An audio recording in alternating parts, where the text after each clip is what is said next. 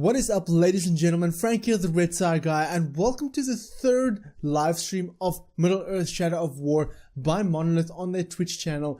They didn't really say anything about what they're going to show tonight, but I really hope that they're going to show new gameplay. I just want to see new gameplay from this game. I mean, we've had the reveal cinematic trailer, and then we've had the alpha gameplay trailer that they've been talking about and showing over the past two live streams. I don't really know I know the VP Michael the Platter is going to be on the stream tonight, but I don't know who else they're going to have. They said they're going to have somebody else, and they also spoke about doing the test of strength from the test of speed from Shadow of Mordor in gameplay from that game, from the first game. So I don't know if they're going to answer a lot of questions tonight, but we'll see. The stream is about to start, so let's check it out together and then we'll chat afterwards. I will have a recap in a video later on about anything and everything that's been answered in the live streams now. So if you don't want to watch the live stream, the hour and a half or 2 hours or however long the live stream is going to be,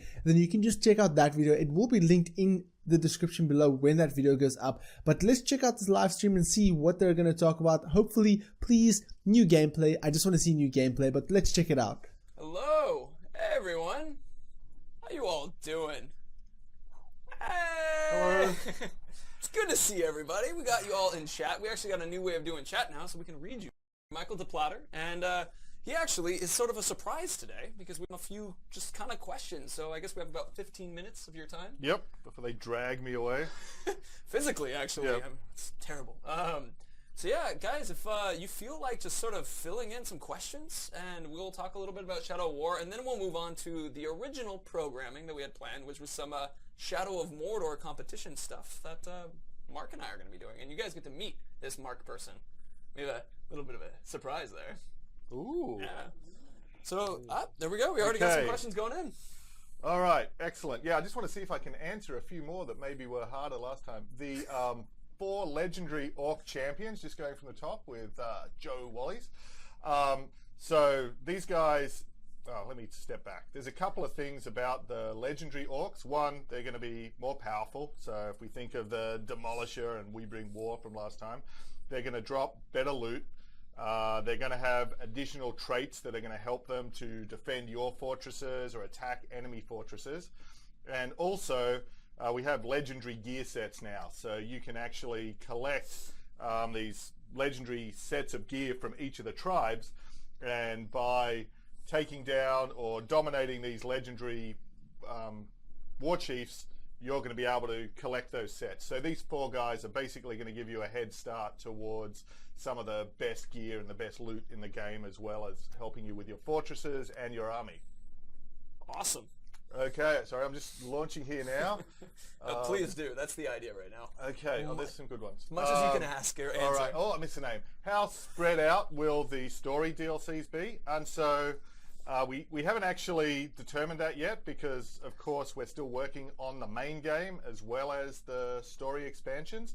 The key thing with them is they're definitely not anything we're holding back from the main game. Each of them is a full new campaign, new player character, new abilities. So they're really significant new stories and missions and campaigns. So as quick as we possibly can, but after making the best game we can at launch as well. There you go. Okay, I can't read the name there. Are there wargs in the game that we I can scroll back. Oh, okay. You pick the questions because I always get lost over there. Oh, okay. Let's see. Oh, that was a good one. Oh, I'm sorry. Let me scroll back up a little bit. Skinny Man, what are you doing to improve story durability and side missions? So story is something we put a huge focus on this time, right from the beginning when we start out in Minas Ithil. So we've got these kind of epic siege. I think the scale of the story missions, the characters that you're getting to interact with and fight alongside with, so these human, these Gondorian generals and characters and heroes and fighting alongside the Gondorian army. So I think the stakes and the relatedness and the relationships in the story are stronger. The characters that we introduce as you play through the story are a lot more, I think, even interesting than last time. And I think the villains are a big deal, that we really do actually get to challenge and face off and ultimately battle Sauron in his tower in Barad-dûr and the Witch King and the Nazgûl. So we've got these really epic, iconic villains as well. And as far as the durability as well, there's a lot more, because we've expanded all of the systems and the gameplay and the Nemesis system. The Nemesis system orcs now come into the story missions more. Orcs that you meet on the story missions are now released to play with the Nemesis system, so the whole thing's a lot more interconnected, and you can replay story missions as well. So some of those epic ones, like where you're battling the Balrog and so on, you're really going to want to go back and replay that one. There you go. So I got a question I think is kind of excellent. here. Go for it. This guy right here, can we use our army in the open world? I've seen a lot of questions related to the gathering the followers and how you use them. Yep. So of course the first gameplay that we showed was around a big epic fort assault. But that's only one corner of the overall region, and right throughout the open world we have other outposts and strongholds and orc camps and forests and caves, and so you can use your army or your bodyguards right throughout all of your missions in the open world and have them help you, but you can also send them on missions that will help you to assassinate and take down enemy war chiefs ahead of time. And as your followers are growing in experience and getting more powerful, that's building up your army, which is then going to help you to take down the fortress. So the fortress is really the culmination, the kind of epic climax, the titanic climax of all of the sandbox and open world gameplay to build your army. Awesome. I like this one from Silent Mandible. This one right here. What keeps branding from being all-out brainwashing? Are the orcs real friends? Yeah. I actually really love this question. After I was... if you ever go on a website called TV Tropes, there's an entire page dedicated to almost brainwashing and what villains do. So you're definitely using the Ring of Power to bend them to your will, to make them part of your army. But unlike Shadow of Mordor, you're not wiping away their personality. Right. So they still have their own personality, their own motivations, their own strengths and weaknesses, their own relationships to each other. So he might be your follower, but if he's got his blood brother that he's sort of, been dragged from the vats with and fought alongside, and you kill that guy, you're still going to piss him off. There's a breaking point to their loyalty, even though you're using the Ring of Power. And where that breaking point is going to depend on their personality and how strong they are and what you do and what they care about. So it's always making new kind of stories and relationships with these guys. It's awesome. Let's see. Didn't grab a question for you quite yet. So what about this is these two both from Roadrunner. Oh, the one below that's cool. Karis, King of Chaos. Yes. What are the war chests microtransactions and how do they work? Okay, so we've mentioned war chests in our silver edition and also in our gold edition, and we're sort of not talking exactly about what's in the contents of those yet. But obviously the things we're doing is we're making sure that really adds value into the Nemesis system, into the game, but also absolutely not. It's not that there's any paywalls in the game, or there's not any content that we're holding back that you're only going to get in those either. They're really ways to basically add to the experience if you want to. Okay. I wish I could ask more questions related to that. And obviously, but as we come out, we're going to be revealing everything. But we've just got such a huge game and so many parts to it that we have to kind of talk about things as they go. Let's see. How about catch one here? These are good. Let's see. A couple of these we may not be able to answer quite yet. Yeah, pick one we can answer. I mean, journalists ask them, and I have to. Yes, if that's true. And the thing is, even if we don't answer them now, we're going to answer them in the future as well. I'm partial to this one from Aslar Demolisher. If you brand two blood brothers, will they be happier? Well, it depends what you do to them after you brand them, doesn't it? So if you brand them and they're both side by side, they're going to be happy, but. Nasty things have a tendency of happening to orcs, at which point they're probably going to be not happy. I just want to answer, will we fight Sauron? Yes. Yes, we will.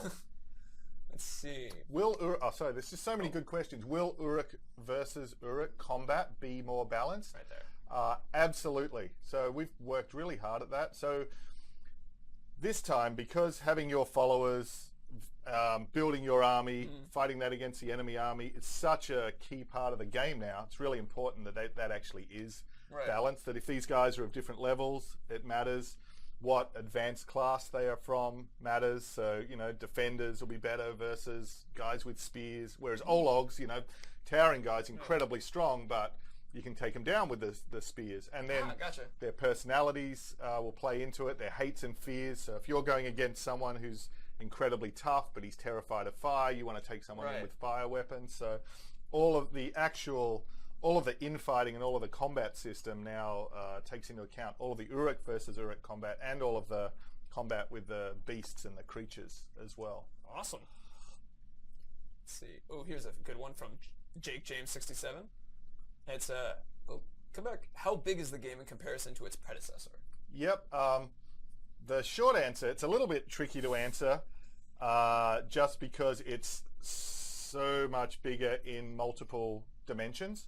So every open world region of the game is much bigger, and they're much more diverse because we have cities and we have forests and we have snowy mountains and we have. So each region is bigger. There's also a lot more verticality and a lot more detail in each region. So whether you have forests and caves or rivers of lava or whatever.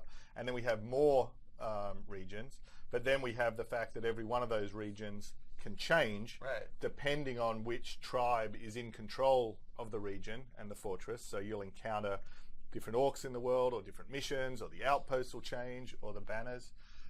And then there's a lot more gameplay within each one of those spaces as well. So we're still testing and polishing and balancing, but even like the fastest speed run from someone in our testing department is, you know, 3 to 4 times to 5 times bigger than the first game. It's much bigger, and also much more replayable as well. Let's see if we can catch another one. I'm going to try to make it go slower, but it's very difficult as people are adding questions. Let's see the trying to catch it. Oh, let's see. Well, how about we try? We see, keep seeing nothing will be forgotten in descriptions. Is there any confirmation on precisely what this entails? And this is from Mr. Suspect Rogue, or Mrs. whoever. That's a very good question. Yeah, that's one of those ones that I probably won't exactly talk about at this time. But I think the key idea in relation to that, and what makes the Nemesis system unique, is that you're building relationships with these orcs and with these different followers. And that they remember if you burned them, they remember if you killed their blood brother, they remember if you saved them, they remember if you made them overlord, they remember if you demoted them. So by building up this history, you know, memory and remembering and reacting to your past with them is how we build stories and build relationships and build your own personal, unique story as you're going through Mordor. Fantastic. Let's see. We have from Tobias Wears Jean Shorts, which was, can you mass brand orcs? Oh, that's a good. So the captains, the most powerful orcs, you have to break them down before you can dominate them. But we do also have like area effect and some of the more powerful abilities where you can actually dominate guys en masse. Because you've got the Ring of Power as well as Celebrimbor later in the game now. So we do actually, like, we become more powerful than we were in the last game, but also our threats and our enemies and the scale of the war and the Nazgul, and so our enemies have become more powerful as well. Gotcha, that's awesome. Let's see. So we have about two. Oh, okay, all right. So I'll do like 2 more questions. So yeah, like 2 more questions. Let's see. The top one's good. Can you raid strongholds solo? Yes. So you can try. Just alone? Yeah, I mean, you could leave your guys behind. You can take, but I mean, the enemy, it's balanced such that you're probably going to get annihilated. But if you want to challenge yourself and do that, you absolutely can. Or you can take down every single war chief ahead of time and implant spies in there and just walk through. Yeah, so whatever story you want to create about how you take this place down, do you focus on building up your army, weakening their army, infiltrating spies, being a one-man army? Like, it's really up to whatever story you want to tell. Super Italian. I like that. Let's see.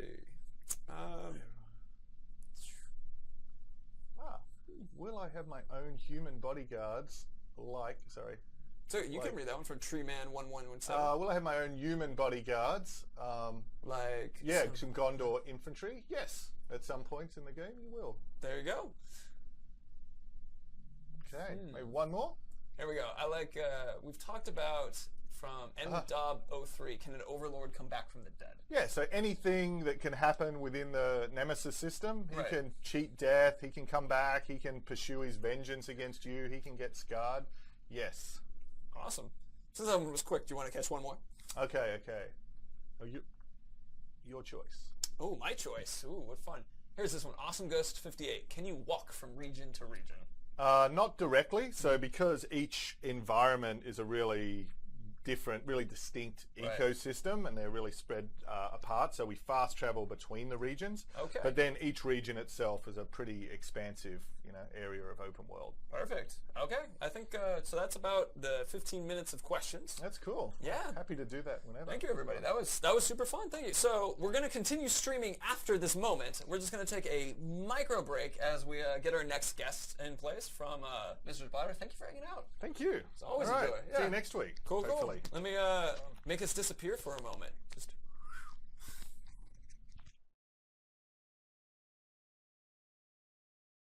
So that was a rather disappointing stream, to be honest.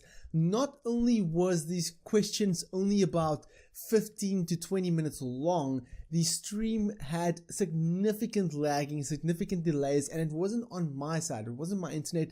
There was a few times where the stream simply just stopped, and then the chat was going crazy asking what the heck's going on.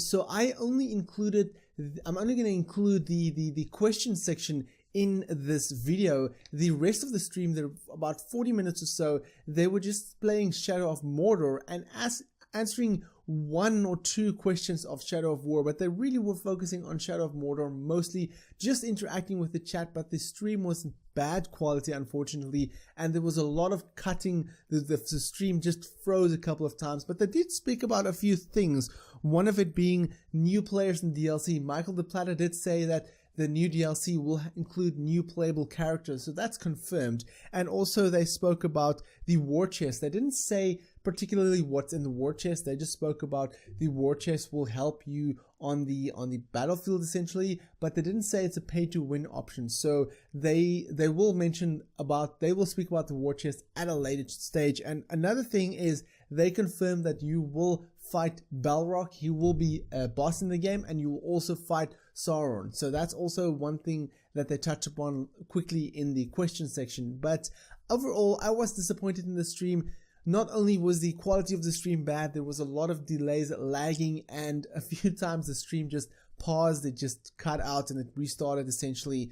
I really hope they show new gameplay pretty soon. They did answer the fact that people asked, why don't you guys reveal more details? Why don't you guys show more gameplay? And they did say that it's because the game is still 4 or 5 months out, and they still want to do a lot of promo work on this game. So it would be pointless to just blow your load essentially immediately, and then later on when they go to media sites like IGN or whatever, at E3 or whatever, they want to show new features or they want to recap on features, people are already going to see everything and they're going to be like, we already know that stuff. So because it's so big, because the game is so big, because there's so much to show, they are releasing it bit by bit. They're like teasing you, like, here's something, here's another, no, we'll keep that for later. So there are essentially keeping most of it for later. So I'm sure in the next coming weeks we will see